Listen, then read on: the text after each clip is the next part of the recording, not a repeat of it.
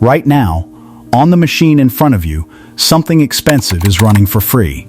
Somebody paid for it, not you. That arrangement has an inventor. One company, 1 year, 1994. And the reason you probably cannot name it is that the trick it invented got picked up by someone bigger and used to kill it. This is that weapon, and where it is pointed today. Most people know the outline of this story. A browser came out. A bigger company made a better one. The market moved on. That version is not so much wrong as beside the point, because the fight was never about which browser was better. For years, the smaller one was better. The fight was about a price, and the price was nothing. By the end of this, I am going to show you 3 things. The exact move that was invented in 1994 and turned into a murder weapon inside of 18 months. The day, 13 years later, when that same weapon swung back around and executed the company that had used it. And the place it is aimed right now, which is somewhere on the screen you are looking at. Every week, we take a company the world used and then threw away, and we go looking for the thing that did it. If that is your kind of story, the like and the subscribe keep them coming. Start on the 13th of October, 1994, in Mountain View, California, at an address on East Middlefield Road. A company that was 6 months old put a piece of software on the internet and let anyone take it. You have to sit with how strange that was. In 1994, software was a physical object. It came in a shrink-wrapped box with a manual inside, and you drove to a store and bought it, and the box cost money because the box was the business. There was no other model.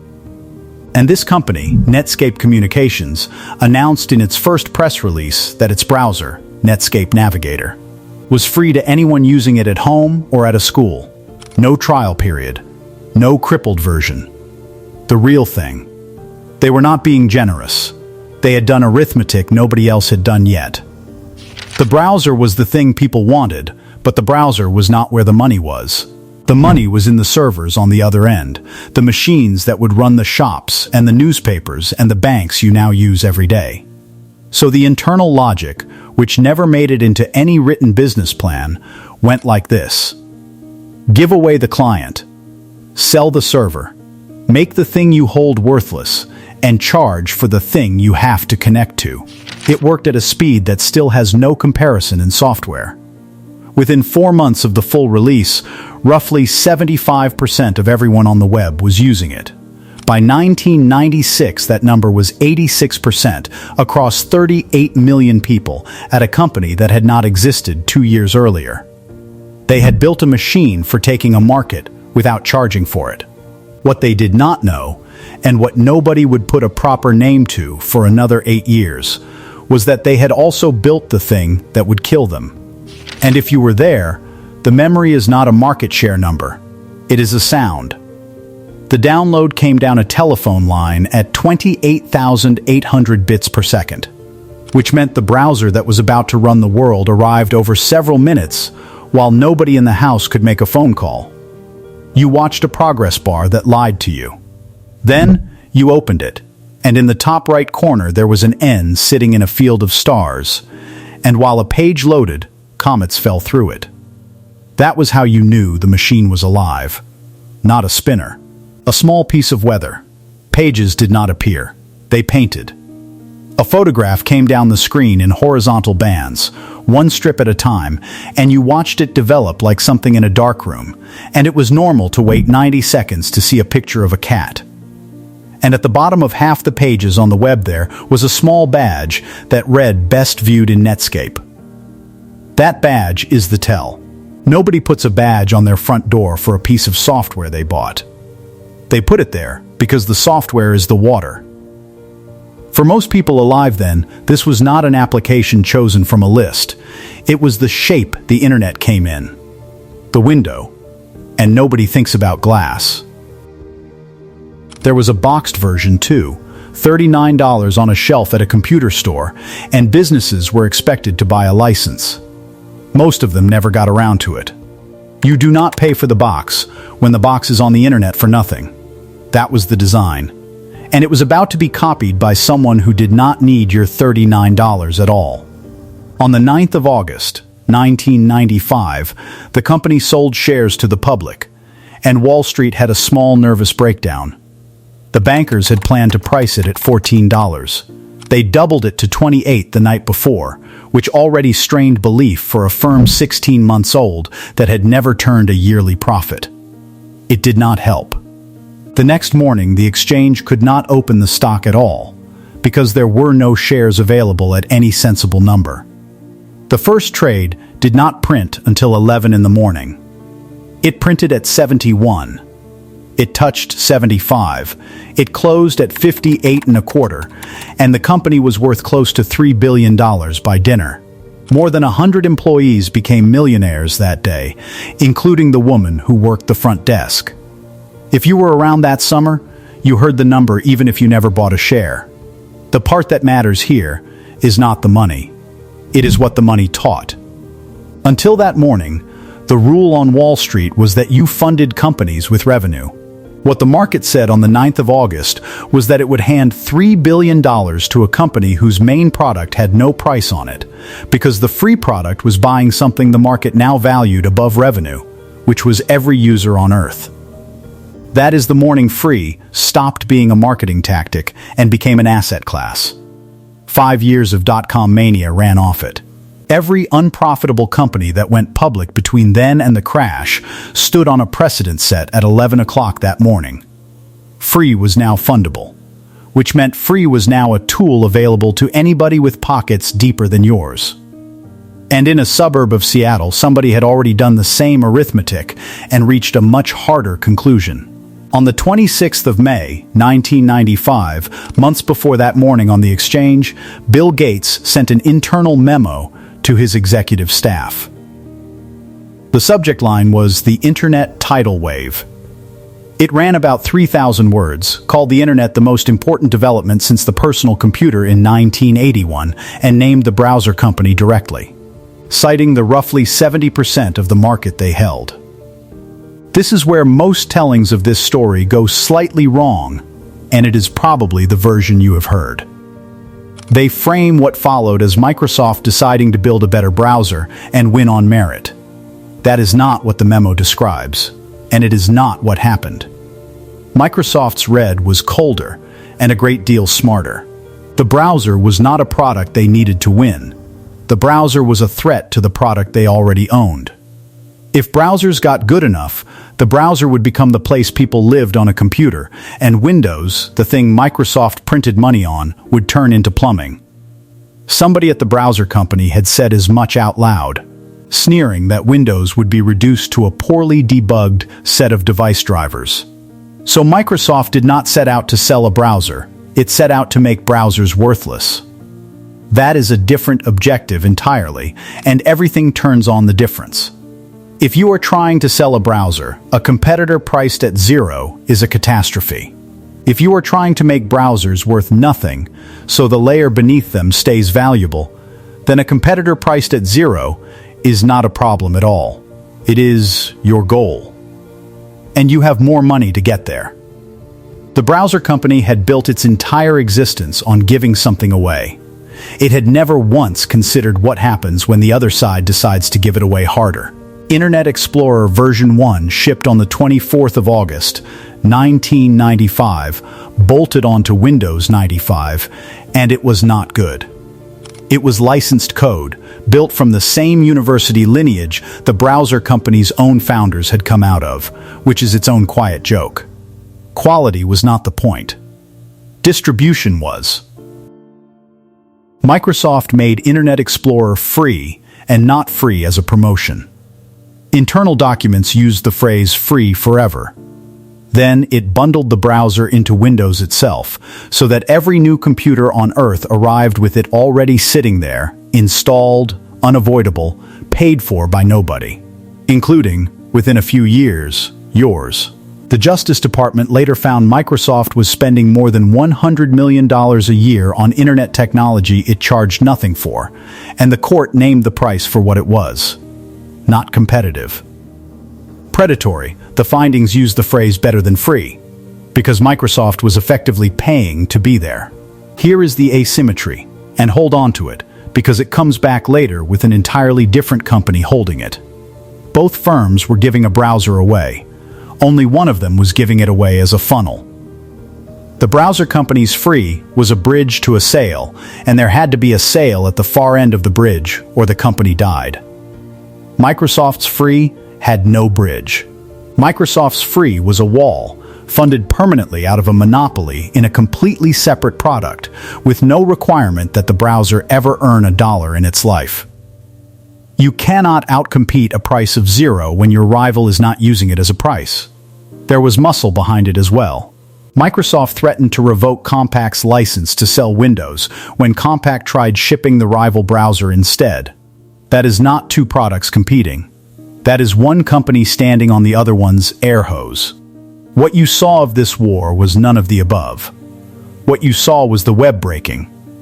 Both sides started shipping pieces of HTML that only their own browser understood, because a page that looked wrong in a rival's browser was an advertisement.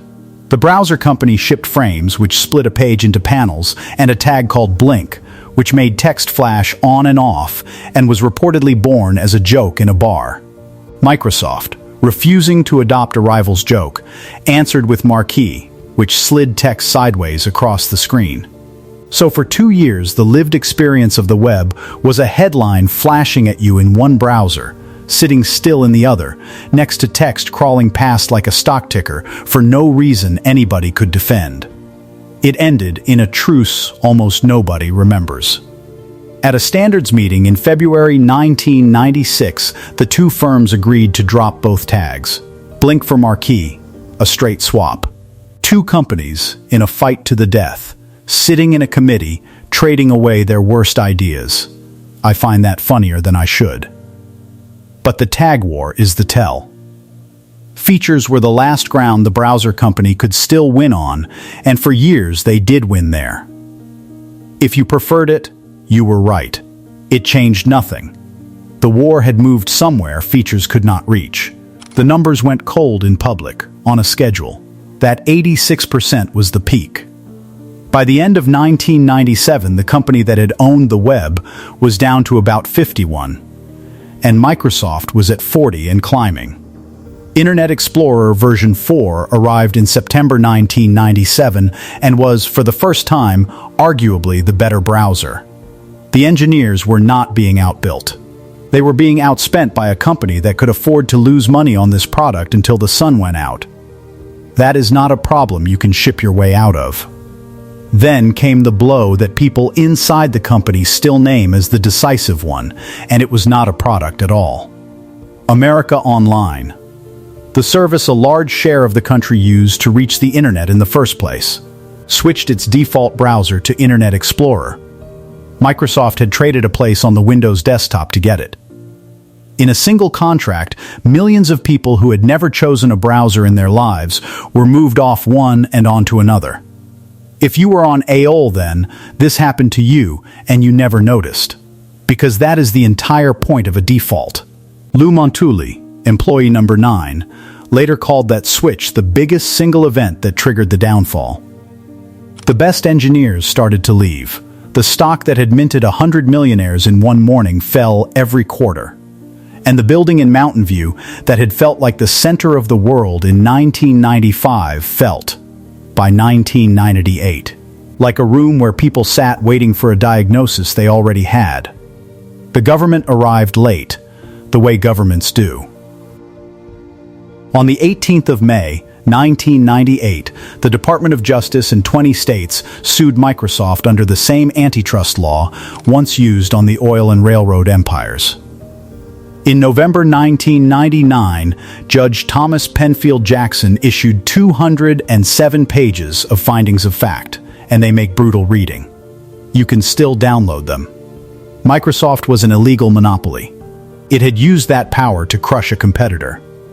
Jackson ordered the company broken in two. The breakup was thrown out on appeal. The settlement that landed in 2001 imposed rules of conduct and no structural penalty whatsoever. Gary Reback, the antitrust lawyer who had pushed hardest for the case, called it a big joke.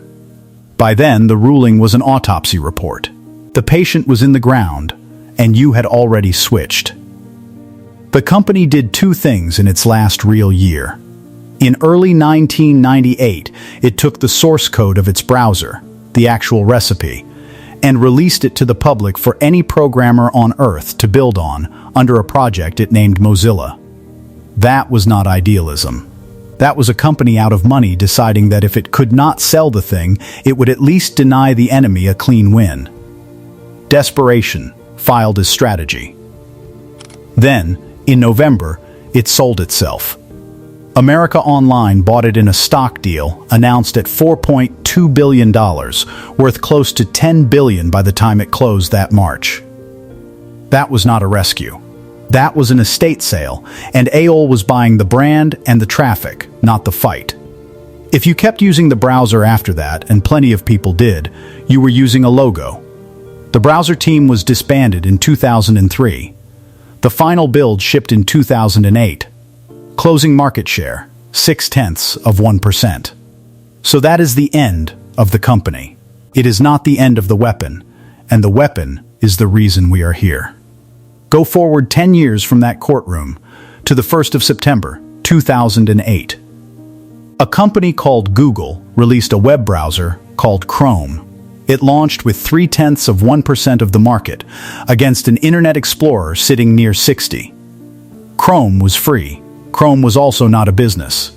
Google did not sell browsers and never intended to. Google sold advertising against search, and a browser was a way to make certain that the search box stayed the front door of the internet. So the browser could be handed out permanently, funded from a separate product, with no requirement that it ever earn $1 of its own. Read that back, and notice you are looking at the same paragraph as 1995 with the names swapped out. By 2012, Chrome had passed Internet Explorer. On the 15th of June, 2022, Microsoft retired it for good. The browser made free in order to kill a company for giving things away was killed by a free browser, running identical logic. Operated by a company with an even better business somewhere else to pay for it. And in 2002, the move finally got its name. A software writer named Joel Spolsky published an essay that laid the economics out flat. Every product has complements, the things people buy alongside it. When the price of your complement falls, demand for your product rises. So the strategy, stated plainly, is this. Commoditize your complement. Drive the price of the thing next to your thing down to zero and harvest the difference one layer below. That is the entire weapon in 3 words. And it is not some clever trick a handful of firms use. Since 1995, it has become the default operating logic of the technology industry, and it has never once been in the interest of the company holding it to explain that to you. There is one more thing that came out of that building, and it tends to get left out completely. The people did not disappear. Mark Andreessen, the young man who ended up barefoot on the cover of Time magazine, did not spend the next decade grieving. In September 1999, he started LoudCloud with Ben Horowitz. It went public, renamed itself Opsware, and sold to Hewlett-Packard in 2007 for $1.6 billion. Andreessen personally took about $138 million out of that sale. Then, on the 6th of July, 2009, he and Horowitz opened a venture capital firm with $300 million. Consider what that firm knew that you did not. It is run by 2 men who sat on the losing end of the most instructive commercial killing in the history of software, who watched a free product take a market and then lose it to a freer one, and learned the mechanism from underneath it. Ram Shriram, another alumnus of that same company, wrote one of the first checks into Google. So the people who were destroyed by the doctrine went to Sand Hill Road and spent the next 15 years funding companies to run it on somebody else. Several of those companies are on your phone, not out of revenge. Because it works, and because they had the best seat in the building for learning that it works. The browser died. The lesson got an office, a pension, and a checkbook. I do not think that is a happy ending or a sad one. I think it is the actual mechanism by which this industry passes knowledge down, and hardly anybody describes it out loud.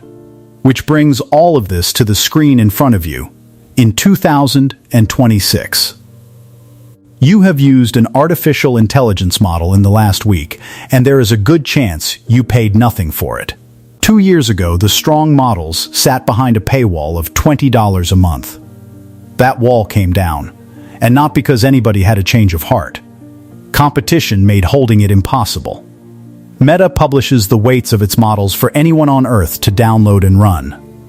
DeepSeek prices a frontier model at around 14 cents per million tokens, which is close enough to zero that the number stops being a price and starts being a strategy.